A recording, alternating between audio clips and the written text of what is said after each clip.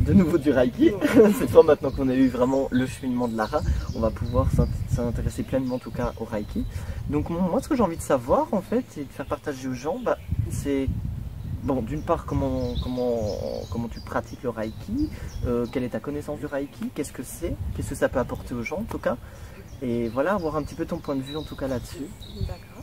Alors tout simplement le Reiki c'est une méthode de soins alternatif qu'on peut classer dans les soins énergétiques par imposition des mains, donc les mains qu'on va placer à différents endroits sur le corps. Donc tu ne touches pas? On peut toucher, ouais. Mais bon, à part des endroits sensibles comme la gorge et puis bon, comme certaines parties intimes. Mais moi je ne touche plus. Voilà. Je ne dis plus parce qu'avant effectivement j'avais le contact et à force voilà, de pratiquer, j'ai eu besoin de lever mes mains. D'accord, pour rentrer dans les corps subtils. Voilà, exactement. D'accord. Et donc tout ça, à quoi ça sert en fait les appositions des mains? Ça travaille sur quoi? Alors en fait ça permet de soulager des maux physiques, donc aussi bien physiques que psychiques, des maux plus profonds. C'est pas grave. Les petits problèmes du direct, les petites bestioles. Donc soigner des maux un peu plus psychiques, plus profonds sur l'être de la personne. D'accord, donc tu peux le situer dans le mental, tu peux le situer dans l'âme, enfin en tout cas l'être intérieur. Hein, voilà. Donc vraiment, puis les corps émotionnels. Okay. Exactement, donc vraiment réparer entre guillemets le corps physique et les corps un peu plus subtils. Donc par exemple aider dans la gestion du stress, libérer des blocages, libérer des traumatismes aussi. Donc vraiment tout ce qui est émotionnel.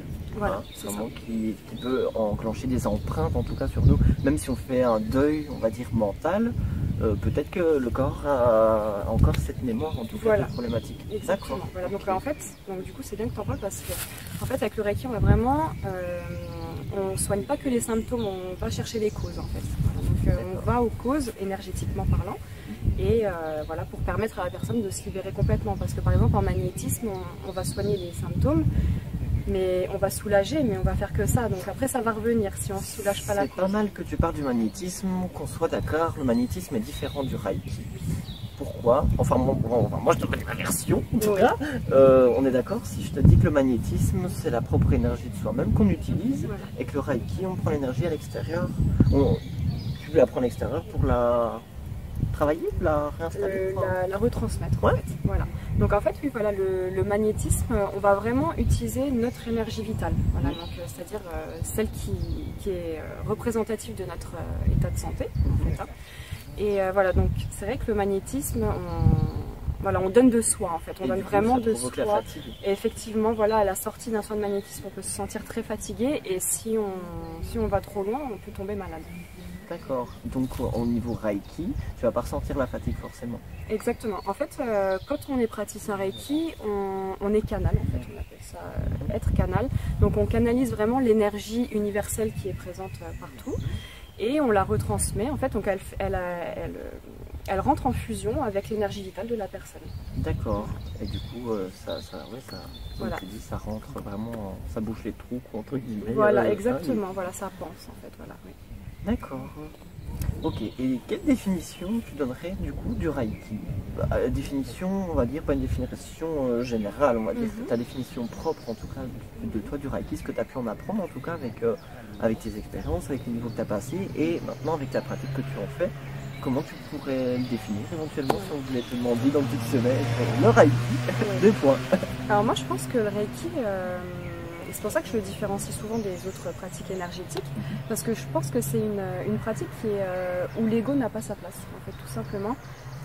Voilà, on est là, on est canal, on retransmet, on n'est pas là, on n'est pas guérisseur en fait, on n'est pas là pour guérir la personne, c'est la personne qui se guérit elle-même. Donc voilà, grâce à l'énergie qu'on retransmet, elle va rentrer vraiment dans un processus d'auto-guérison, elle va activer sa propre auto-guérison, et voilà. Pour ça, je pense que c'est vrai que c'est très intéressant.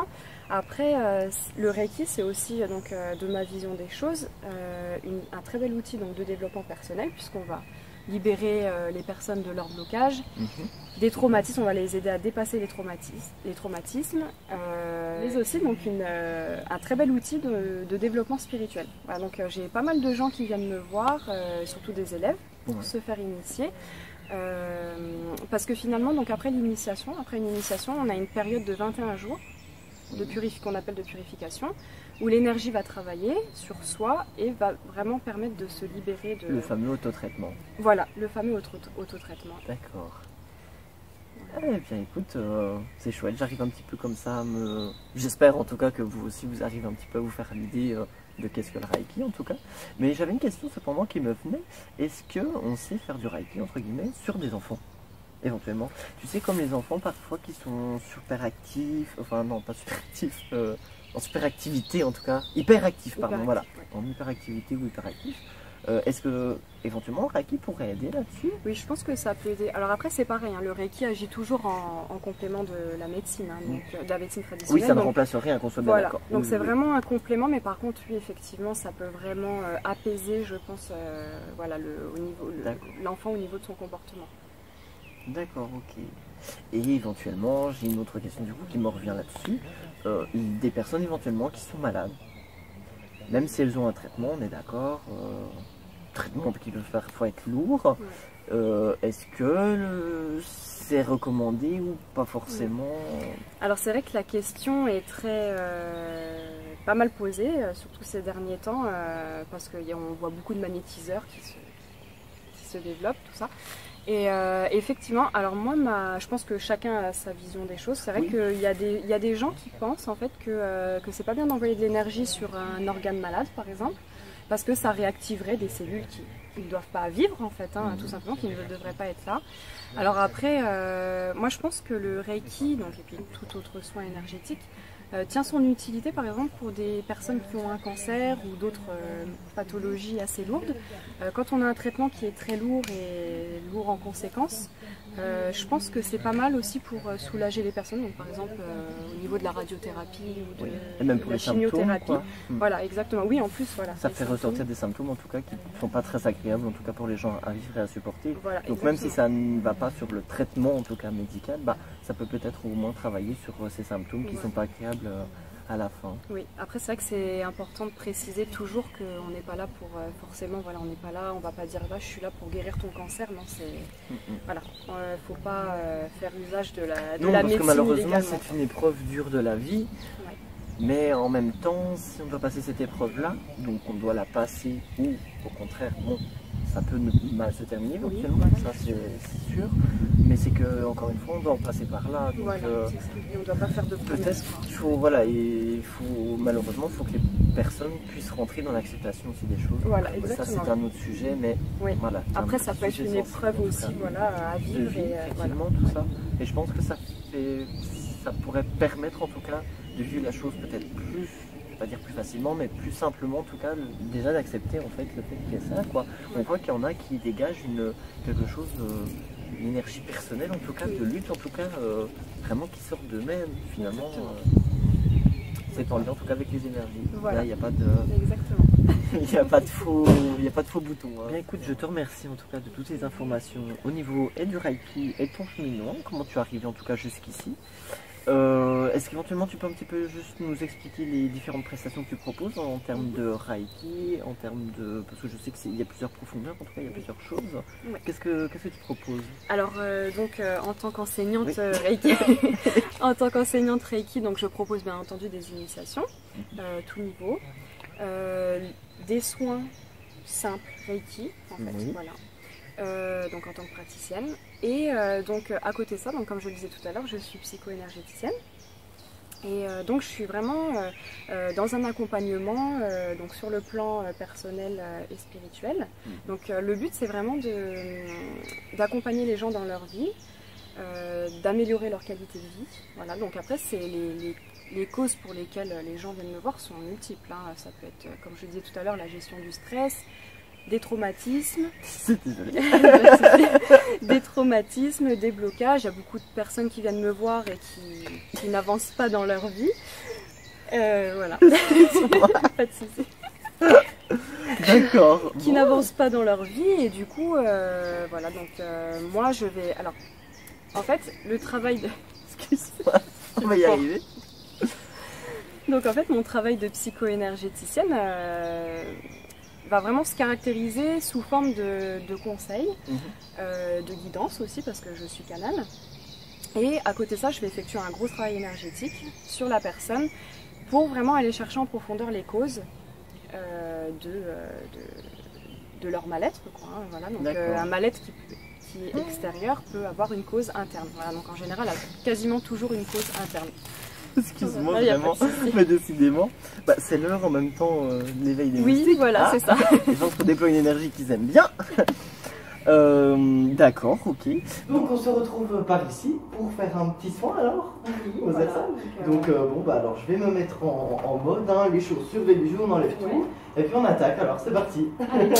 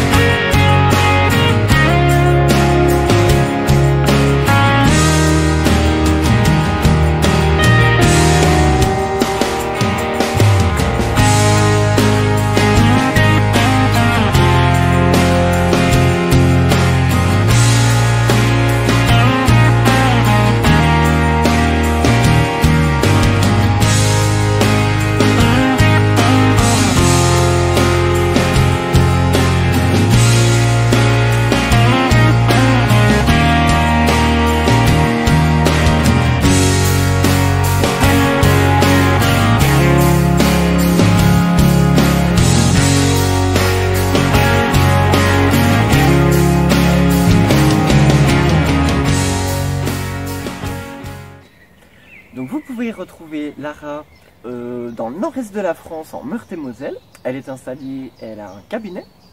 Tu travailles aussi à distance. Oui, surtout à distance. Ouais. D'accord, donc vous aurez bien entendu ses coordonnées dans la description de la vidéo. Vous aurez son Facebook en tout cas et son site internet, donc n'hésitez pas d'aller consulter. Je vous la recommande en tout cas fortement, puisque d'une part je te connais depuis un certain temps déjà, et puis d'une autre part, voilà, Laura ne trompe jamais, donc voilà. C'est gentil. En tout cas, je suis heureuse d'avoir participé à cette interview, parce que du coup je te connais un peu depuis tes débuts, donc enfin quasiment depuis tes débuts. Bah oui, donc, finalement c'est trouvé tôt. Hein. Ouais, voilà, c'est ça. Donc c'est bien, je suis ton évolution, donc je suis contente de participer à tes projets. Eh ben voilà. Super, eh ben écoute, je vais te faire une bise, et puis je te remercie. À bientôt. À bientôt, sans problème. C'est une bonne route. Bah, merci. À bientôt. À bientôt. Bye bye. Au revoir. Au revoir.